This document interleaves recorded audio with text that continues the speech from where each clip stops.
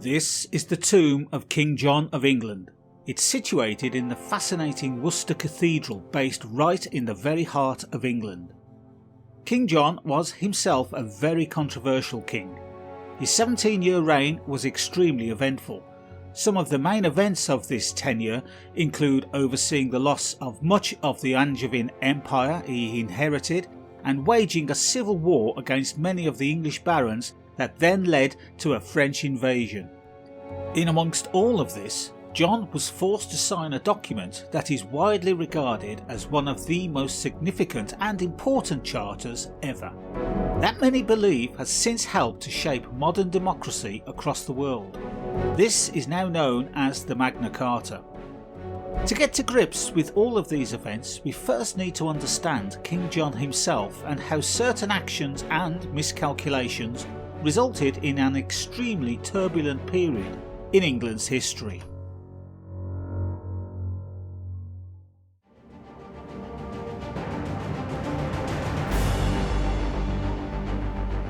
John was never truly intended to rule. Henry, Richard and Geoffrey, his three elder brothers, all lived to adulthood.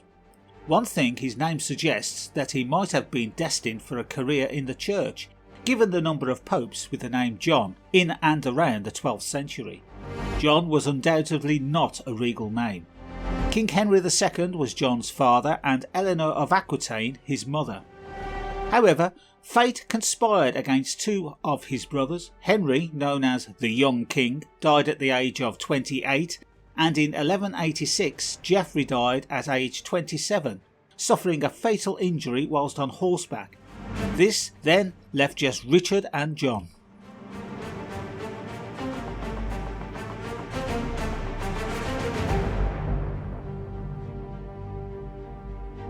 Early in John's life, his father made fun of him by calling him Lackland because it appeared improbable that he would ever inherit sizable lands. In the Mont-Louis peace settlement, John was given extensive possessions across the Angevin kingdom and spent time travelling with his father. From that point on, most observers considered John to be Henry II's favourite child, despite the fact that he was the least likely to succeed his father as king. With the help of several nobility, King Henry started to find John more territories.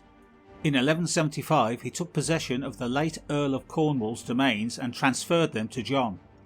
The following year Henry disinherited Isabella of Gloucester's sisters and betrothed John to the now incredibly wealthy Isabella.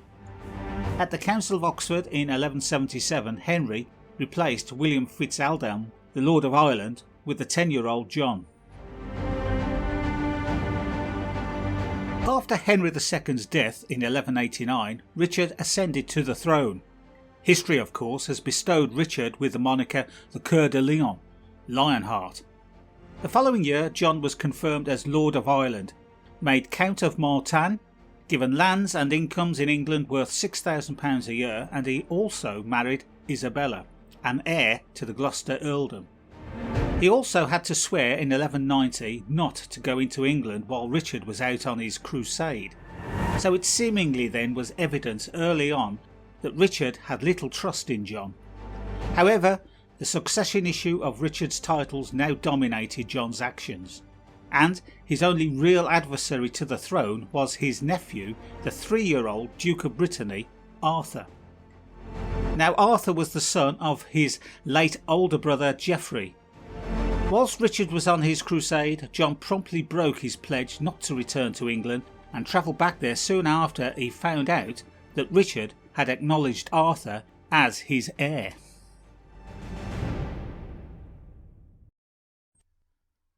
When John learned that Richard had been incarcerated in Germany while returning from the crusade in January 1193, he sided with King Philippe II of France and made an unsuccessful attempt to seize the crown of England. He was compelled to accept a truce in April 1193, but he continued to make plans with Philip for the division of Richard's property and for insurrection in England. John was exiled and stripped of all his lands upon Richard's return in the early months of 1194. Although he made amends with Richard in May of that year and regained parts of his holdings, including Mortain and Ireland, John tried to make amends by supporting his brother on the continent, seemingly loyally, for the remaining years of Richard's rule. The strongholds in northern France that Richard had lost to Philip whilst on crusade were now the focus of Richard's strategy, which consisted of slow, limited campaigns.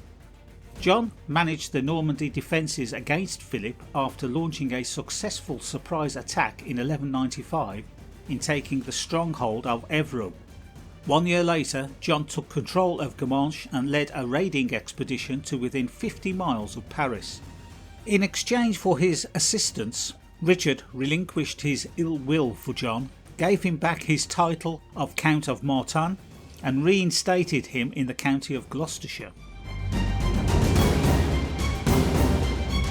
Richard was hit by a crossbow bolt in Limousin and died in April 1199. Soon after, John was inaugurated as Duke of Normandy and then in May was anointed King of England.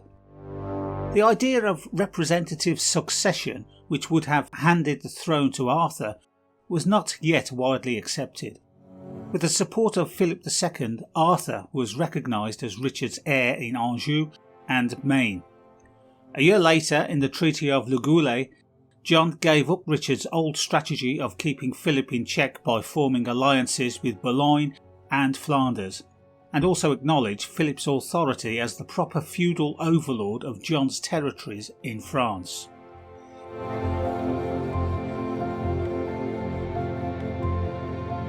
John then made the decision to wed Isabella of Angoulême in August 1200. He first, of course, had to divorce his current wife Isabella, the Countess of Gloucester, in order to remarry. The new king did this by claiming that he had failed to obtain the Pope's permission to marry the Countess in the first instance. Being a cousin, John could not have lawfully wedded her without this. Why John decided to wed Isabella of Angoulême is still a mystery. One possible answer may be that the Angoumois territories she brought with her were pivotal to John because by marrying her he now gained access to a major land route between Poitou and Gascony, thus enhancing his control over Aquitaine. However, Isabella of Angoulême was already betrothed to Hugh IX of Lusignan, a significant supporter of a prominent Poitou aristocratic family and the brother of Raoul I, Count of Eu, who owned territory along the important eastern Normandy boundary.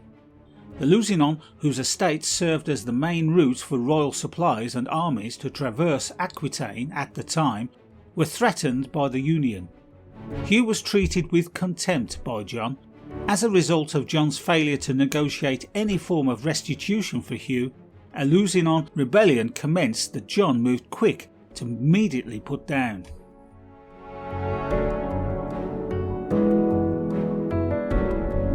Hugh complained to Philip, his feudal overlord. Philip then called John to appear in court in Paris in 1202, claiming the La Goulet Pact as support for this. John was unwilling to erode his position of power in western France in this manner. The Duke of Normandy, who was free from being called to the French court by feudal custom, claimed that he did not need to attend Philip's court because of his privileged status. After a second refusal, Philip proclaimed John in breach of his feudal obligations and allocated all of John's possessions that belonged to the French crown to Arthur, with the notable exception of Normandy, which Philip reclaimed for himself, and thus commenced a new campaign against John.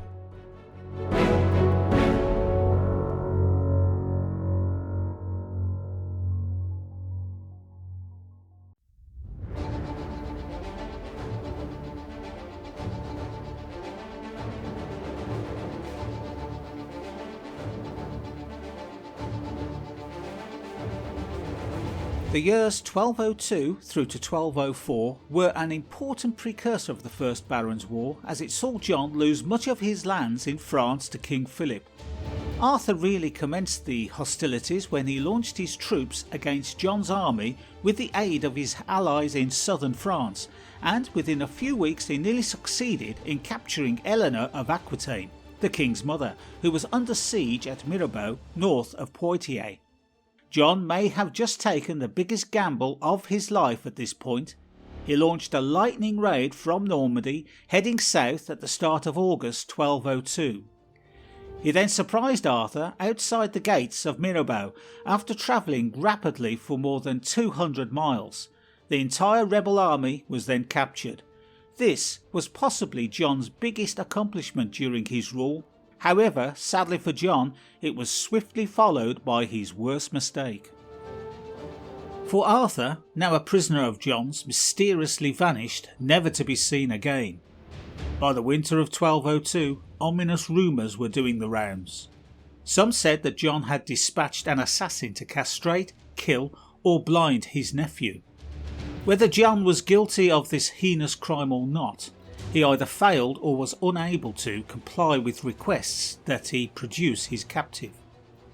He also turned down numerous summonses from King Philippe, his sovereign lord in France, to explain himself over Arthur's disappearance. Philip declared John in contempt of court and ordered him to surrender his whole French domain, from the Pyrenees in the south to Normandy. John spent a significant portion of 1203 close to his main base at Rouen out of fear of a French onslaught. In medieval warfare, avoiding conflicts was a well-established tactic. Battles were always risky undertakings, where accidents and the unforeseen might all too readily alter events to the downside.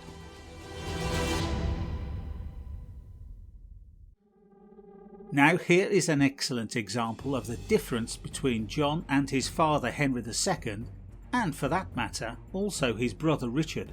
They both had earned formidable military reputations. These two would undoubtedly have stayed in Rouen, defending and battling for their lands at all costs.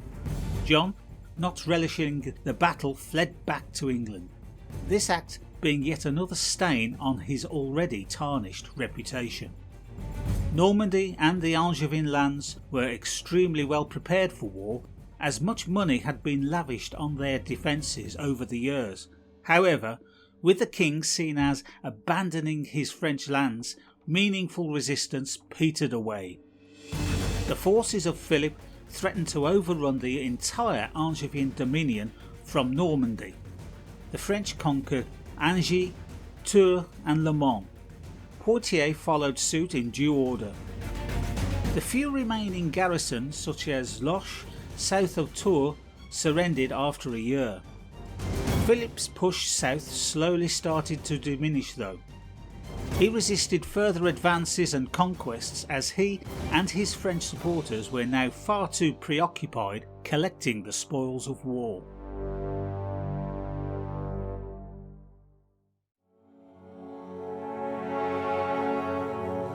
King John had suffered a shameful defeat in France, but now, whereas John had previously been absent from England, he had only spent 11 of the first 55 months of his reign there, he now became a constant presence and a thorn in the side of the English barons, many of whom anticipated and were welcoming a period of calm after decades of near constant military conflicts.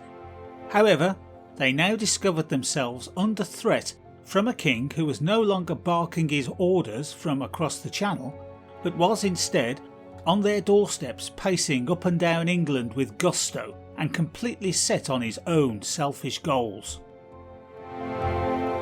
The decade of 1204 to 1214 was one that was dominated by two crises: financial, the raising of taxes to pay for future wars, namely the reconquest of John's lands in France, and John's deteriorating relations with both the English barons and the church. In 1205, Hubert Walter, the Archbishop of Canterbury, passed away. John then involved himself in a disagreement with Pope Innocent III that resulted in the king's excommunication. John insisted on the appointment of John de Grey as Archbishop of Canterbury, who was also the Bishop of Norwich and a keen supporter of the king. Innocent appointed Stephen Langton as his replacement after rejecting John de Grey. Langton was consecrated by the Pope in June 1207, despite John's refusal to agree to the Pope's choice. John was furious over what he saw as a surrender of his traditional right as king to have an influence on the election. John expressed his dissatisfaction with the selection of Langton, believing that he had been unduly influenced by the Capetian court in Paris, as well as with the procedure as a whole. He forbade Langton from returning to England and seized papal assets as well as the archbishopric's territories. Pope Innocent then made an effort to persuade John to reconsider. Then, in March 1208, Innocent issued an interdict on England that forbade clergy from undertaking religious services aside from absolutions for the dying, confessions and baptisms.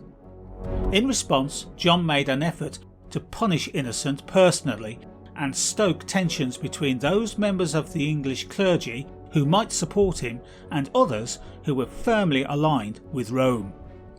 John took the properties of church members who had escaped England, the lands of clergy who refused to conduct services, and the estates connected to Pope Innocent himself. He also made protection promises to clergy who remained faithful to him. Then, in November 1209, Innocent excommunicated the king, which, while theoretically a serious blow to John's legitimacy, did not seem to disturb the king unduly. By then, excommunication had lost some of its significance.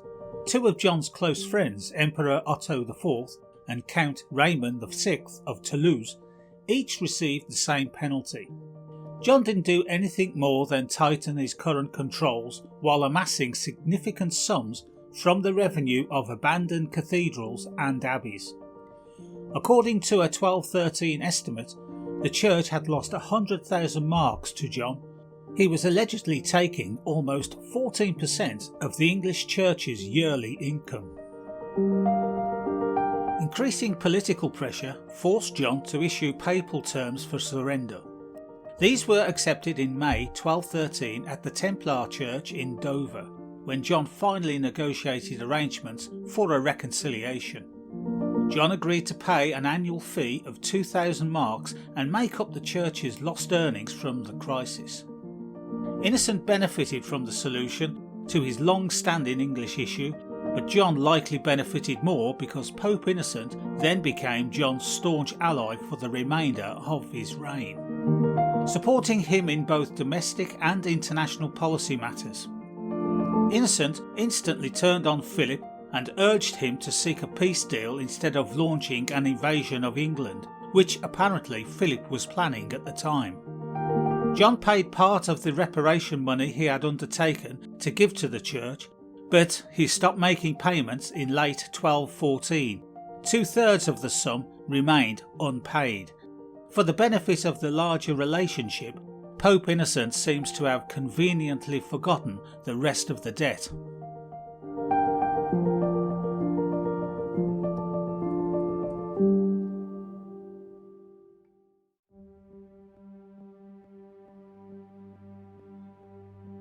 By now, we have a good enough handle on King John, both as a person and of his attitude to others. He certainly didn't seem unduly concerned that his actions could upset England's elite. Early into his reign, he had already experienced enmity or apathy from many barons. In just 5 years as king, John had already enacted a number of taxes. By using these methods of using different taxes, more than £35,000 had been raised, a significant sum in 1204. However, not a single military triumph could be seen for it. John had not only lost enormous lands in France, but because of his focus on the Anglo-French conflict, England was left out of the 1202 to 1204 Fourth Crusade. The Crusaders attacked Constantinople in 1204, releasing a massive flow of treasure to those who participated, largely French or Flemish. Englishmen eager to emulate the heroic chivalry of Richard I had no outlet for their crusading aspirations, or any chance to claim some of the great jackpot in loot.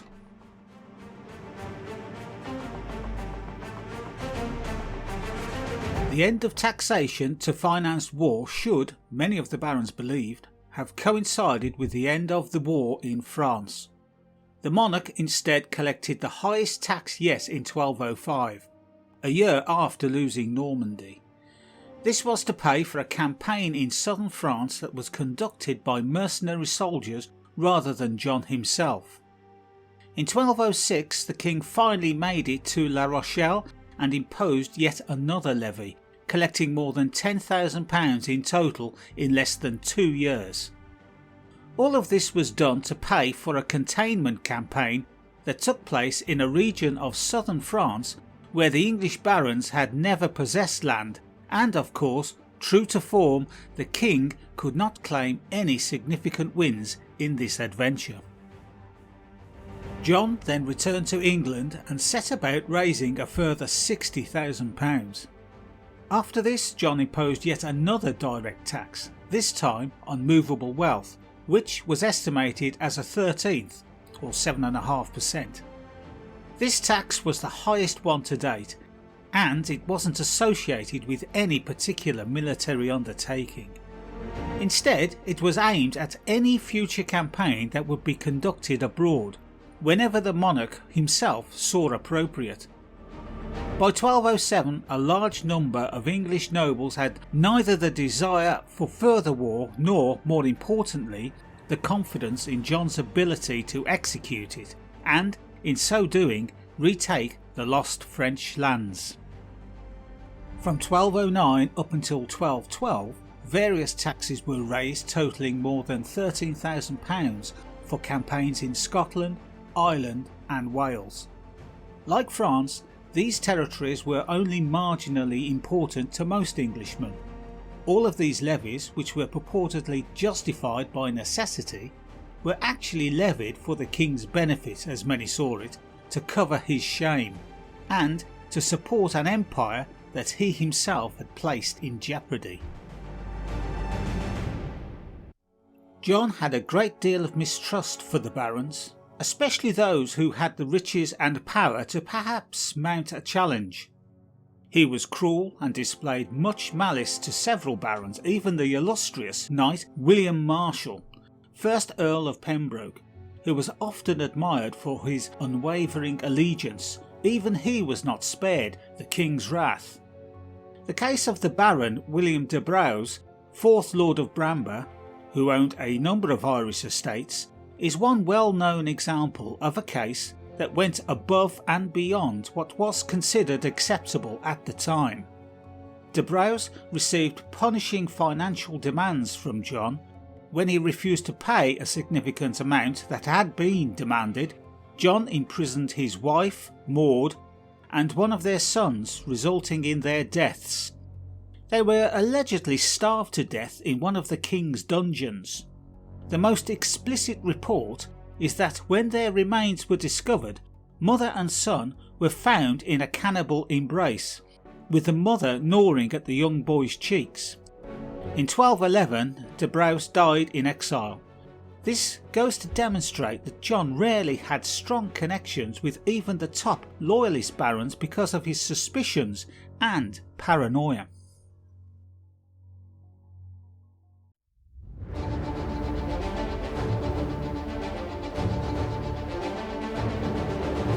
John launched his last offensive in 1214 to retake Normandy.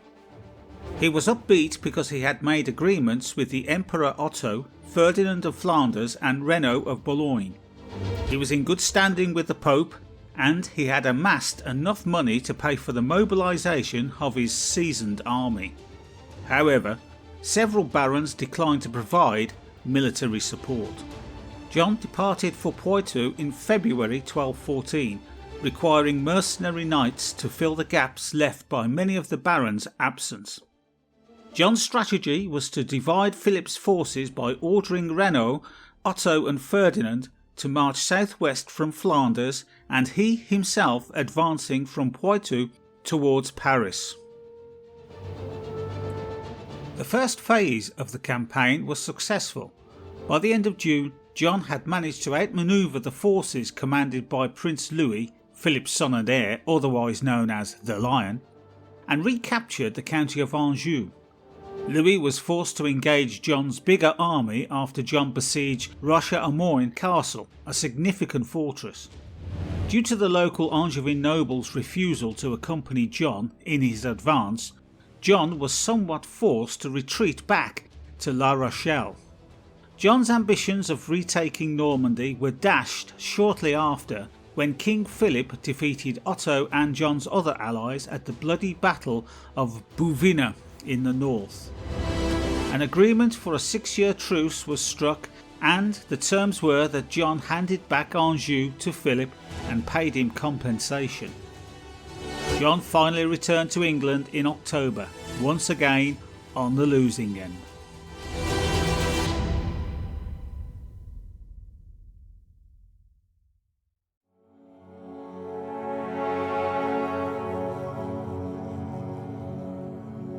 John had returned to England defeated and impoverished for the third time in less than a decade.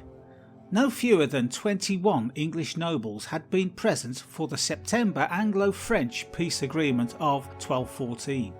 The exact makeup of the baronial alliance that spearheaded the uprising against John late in 1214 is still difficult to ascertain, as they intentionally kept their dealings secret from the king and the clerks who produced our major sources of knowledge. These, of course, were the records of the Royal Chancery. Instead, we must rely on indications and snatches of information. Without a doubt, refusing to pay a tax that would support future conflicts became a sure sign of the rebels' unity. The administration of John's tax then started to fall apart rapidly due to widespread non-payment. John had already experienced both enmity or apathy from a number of English barons prior to the defeat of Bouvines. 18 of the 25 lords who eventually joined together at Runnymede had failed to serve with John's army in Poitou, either personally or by sending knights on their behalf to do so.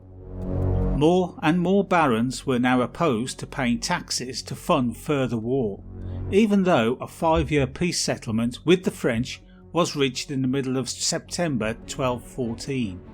John now knew that he faced new adversaries, and these were much closer to home. Only a small number of the very wealthiest of John's subjects were able to accrue an annual income of around £1,000, not even 10% of that of the king. So, if they were to join forces in rebellion, their collective wealth would come nowhere near that of the crown.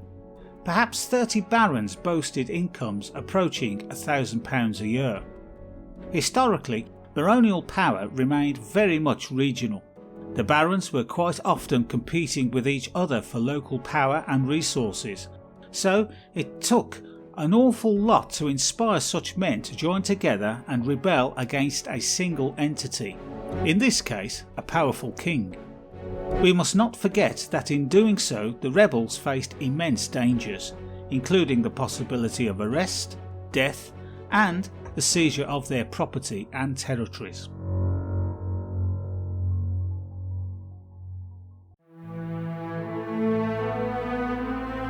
John's 1214 campaign to retake his French lands had been both costly and a military disaster.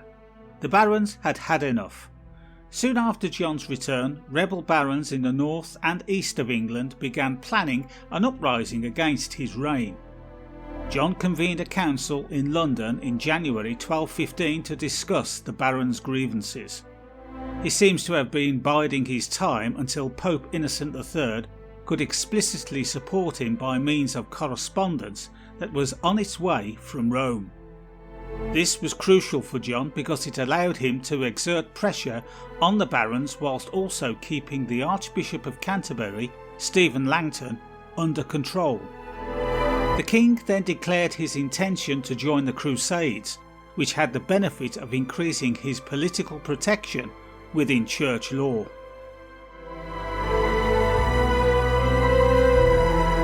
However, the rebel barons were already organised when letters of support from the Pope were received in April. In May, they gathered at Northampton and renounced their homage to John. They then selected Robert Fitzwalter as their military commander. They marched on London, having already taken the cities of Lincoln and Exeter. However, as the rebels took control of London, the king saw a new wave of royalist defections to the rebel cause, despite his best efforts to look moderate and amenable. Archbishop Langton was given the task by John to arrange peace talks with the rebels. On June the 15th, 1215, John met with the rebel leaders in Runnymede, close to Windsor Castle. Runnymede was neutral ground, but close enough to Windsor Castle where John was staying.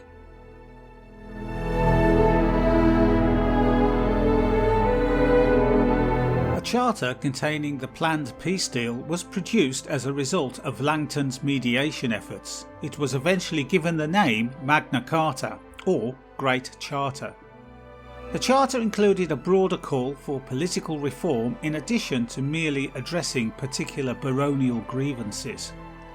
The protection of religious rights, freedom from unlawful detention, access to prompt justice, the imposition of new taxes only with baronial approval, and restrictions on tax collection and other feudal payments were all promised. While the rebel army would disperse and London would be handed back to the king, a council of 25 barons would be established to supervise and guarantee John's future compliance to the charter. The charter was duly signed. Somewhere here at Runnymede is where King John sealed Magna Carta, seen by many as the symbolic first step on the road to modern democracy. Interestingly, this monument here was erected by the American Bar Association in 1957 to commemorate the famous moment. However, it is thought that the actual signing of the charter was carried out a little further to the east. The charter's influence has spread far and wide throughout the centuries. Many consider the charter to be a crucial pillar of modern parliamentary rights and legal principles, including habeas corpus. Despite the flaws in this historical record, many people have frequently used Magna Carta throughout the years, especially when disputing the idea of kings having a divine right to rule. James I and his son Charles I both tried to prevent individuals using Magna Carta because they believed they were accountable to God alone and no man. It also had an impact on the drafting of the United States Constitution. The original 1215 Charter was more concerned with the medieval relationship between the monarch and the barons than it was with the rights of common people. Nevertheless, the Charter endured as a potent, iconic document even after almost all of its provisions were removed from the statute books in the 19th and 20th centuries. In England and Wales, 4 provisions of the original 1215 Charter are still in effect. Now, having signed the Charter, how could one be certain that John's word would be kept? The Charter came perilously close to undermining John's claim that his authority was bestowed by God. Not only was there to be no appeal to any higher authority, i.e. Pope Innocent, but the Charter's last provisions gave authority to 25 barons to execute it and declare war on the king should any of the specified commitments be breached. We run the risk of missing a vital component since Runnymede's events have been documented so extensively.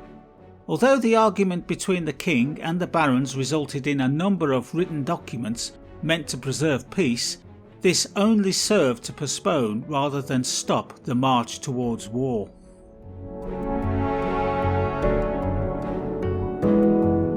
John and the rebel barons made no sincere efforts to implement the peace agreement. The rebel barons packed the baronial council with their own hardliners and declined to cease hostilities or surrender London as agreed because they believed that John would find the proposed baronial council objectionable and would question the validity of the charter. John requested assistance from the Pope despite his assurances to the contrary. pointing out that the charter breached the Pope's authority under the 1213 Pact that had made him John's feudal overlord. Innocent complied and excommunicated the rebel nobles, calling the charter not only shameful and demeaning, but illegal and unjust. After less than 11 weeks of the peace declared at Runnymede, war was officially resumed.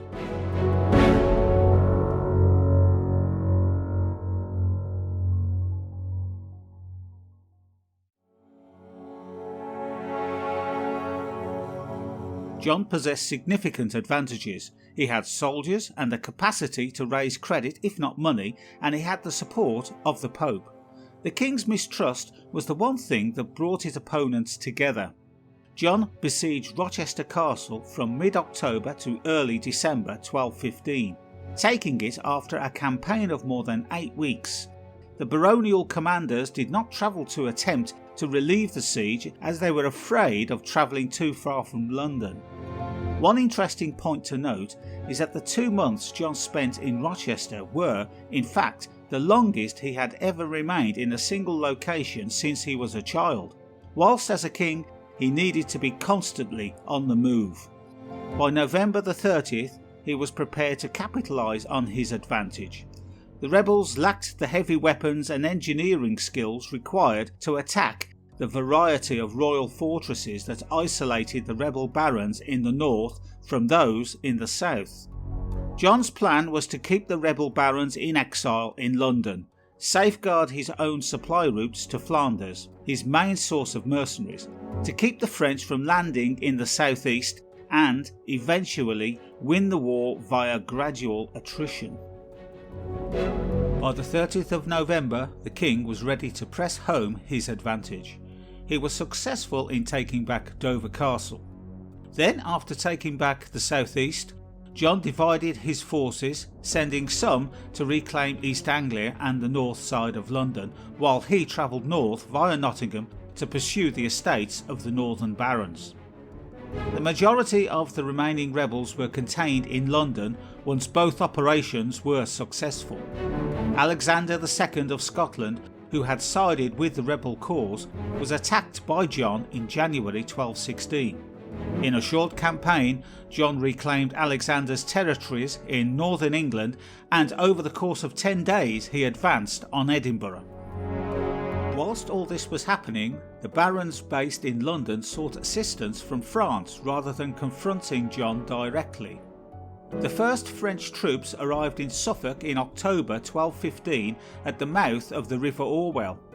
King Philip of France's successor and son, Prince Louis of France, travelled to Sandwich in May 1216.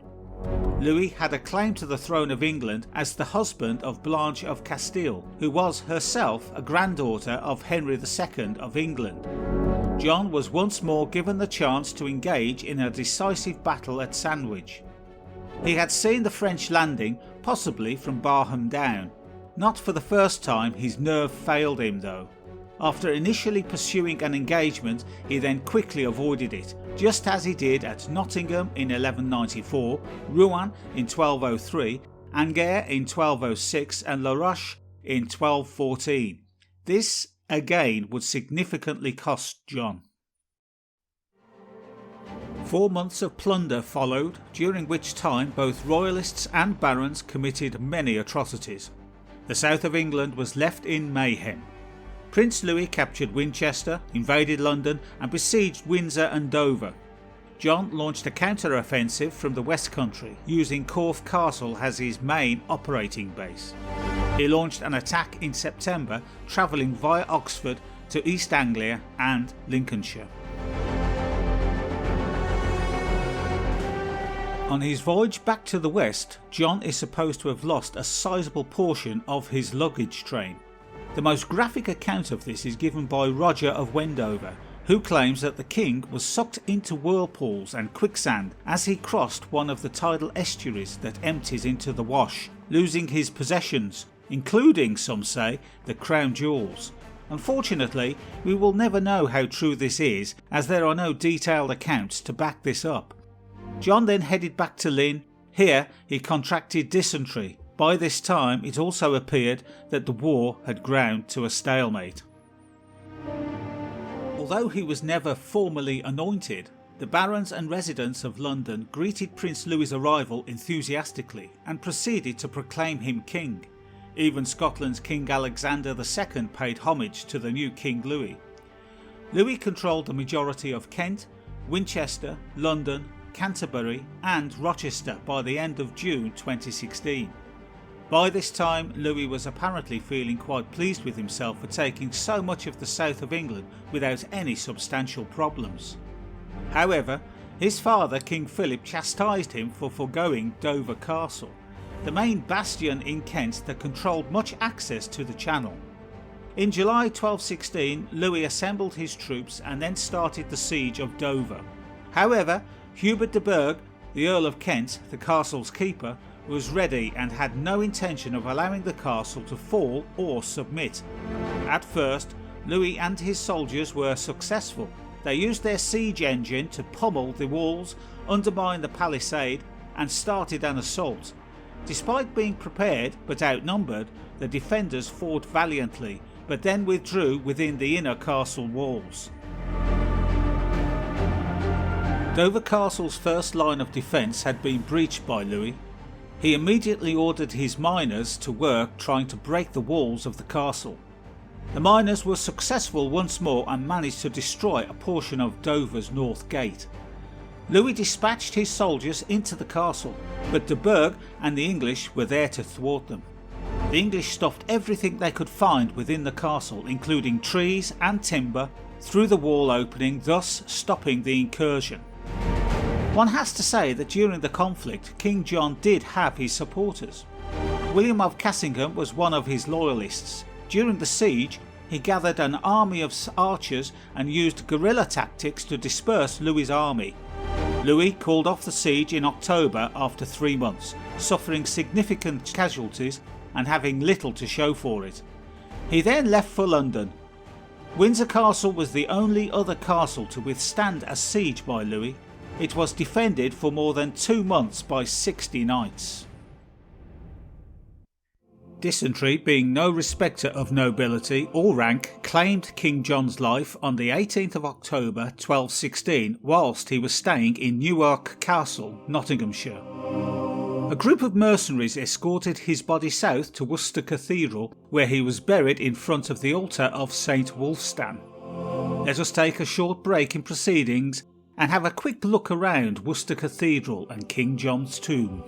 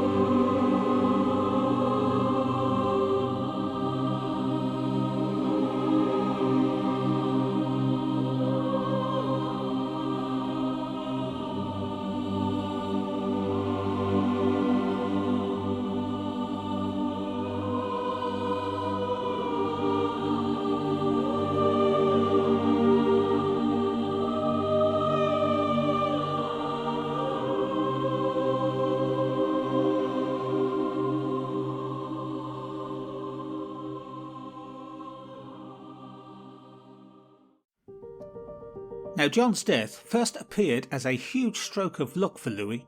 He may well have considered this to lead to a fast end to the war and a proper coronation as King of England. However, as it transpired, it was actually the worst thing that could have happened to his claim to the throne. As soon after John's death, all the barons promptly abandoned their rebellion and backed the new King Henry III, John's 9-year-old son. After all, the main source of the barons' argument was now no more. William Marshal, the Earl of Pembroke, acted as the king's regent.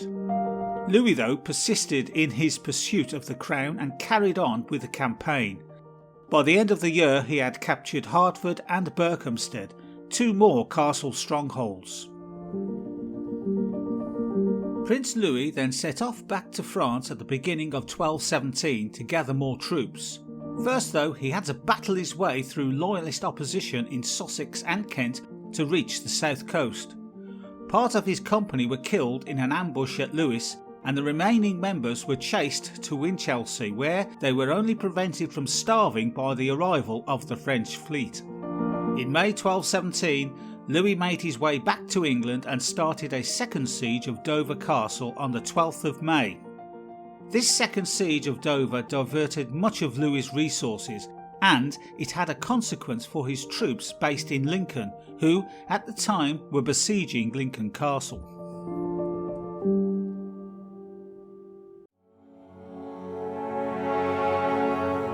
There were 2 major battles that turned the tide of the war in the Loyalists' favour. The first was at Lincoln. Now, this new battle became known historically as the Second Battle of Lincoln.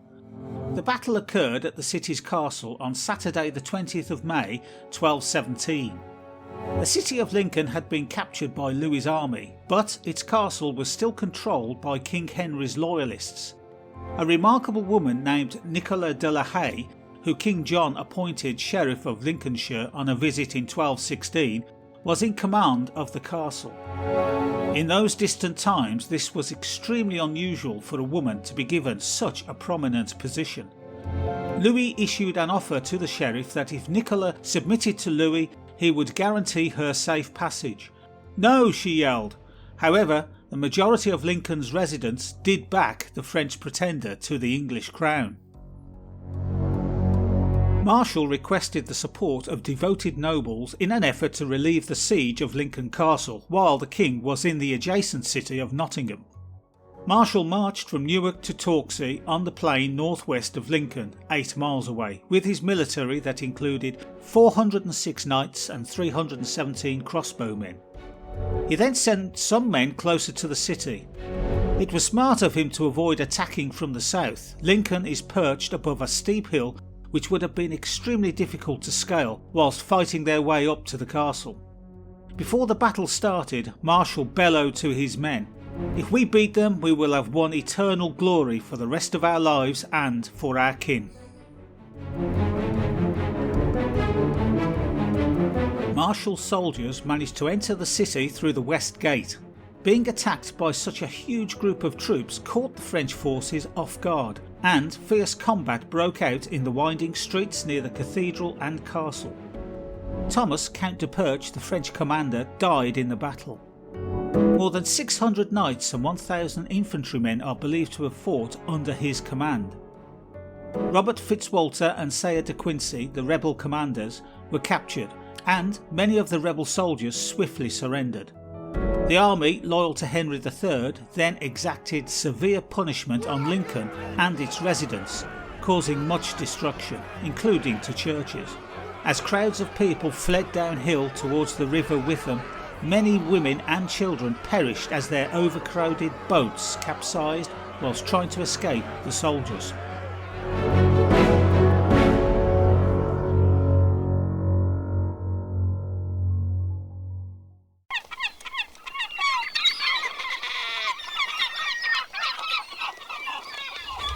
The second battle that decided the war was fought at sea. This was known as the Battle of Sandwich, or sometimes referred to as the Battle of Dover, and took place on the 24th of August 1217. It was a naval battle, and Prince Louis's fleet was commanded by Eustace the Monk. Eustace was a mercenary and pirate and allegedly fitted the image of a medieval outlaw perfectly. Eustace was an interesting character. He was a former friar who had broken his vows to care for his family after his father was killed. He made his way to England where he started working for King John.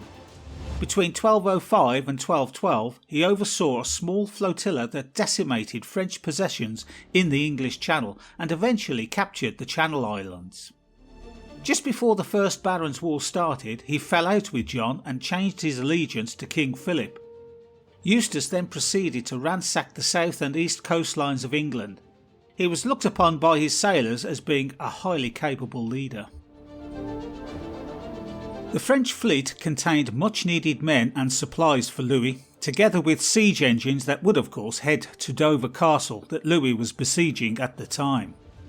It was extremely important that the French did not prevail. If they did manage to defeat the English resistance at sea and were able to proceed on to London, there was a great chance that Louis could win the war and crown, as his replenished forces would be a solid match for the Loyalists. Also, there was every chance the barons would switch allegiances yet again, if it would of course benefit them, still further compounding the young King Henry III's problems. The French fleet had departed from Calais and headed across the Channel. A 40-ship English fleet under the command of Hubert de Burgh had departed from Dover en route to meet the French invasion force of 10 escorting warships and 70 supply vessels. They met up with the French fleet off the coast of Sandwich. The English fleet manoeuvred behind the French fleet and proceeded to attack them from the rear. They managed to attack the enemy ships and then boarded them. Soon after this, the battle was won by the English. As the Loyalists brought 65 French ships into Dover, Eustace the Monk, the French commander, was discovered hiding in the bilges of his ship's hull. He attempted to bargain for his life by offering 10,000 marks, but to no avail, as his head was swiftly separated from his body in short order.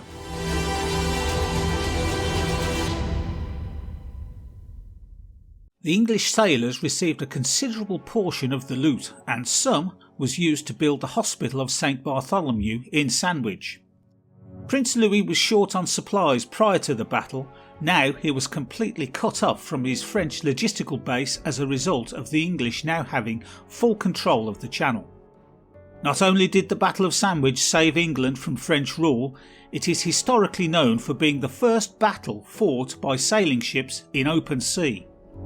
This was a decisive defeat for Louis, and he knew it.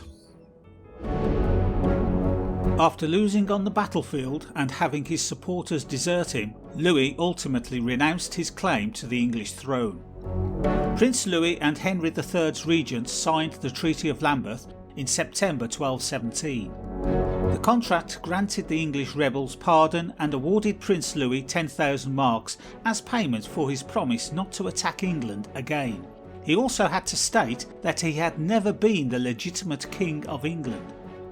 Louis then finally departed England on September 28, 1217.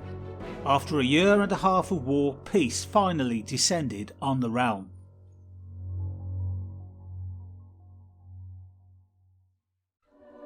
History has traditionally looked very unfavourably on King John. However, recently some historians argue that he was a king that was no different to others around the same era, and that bad luck played a significant part in his troubles.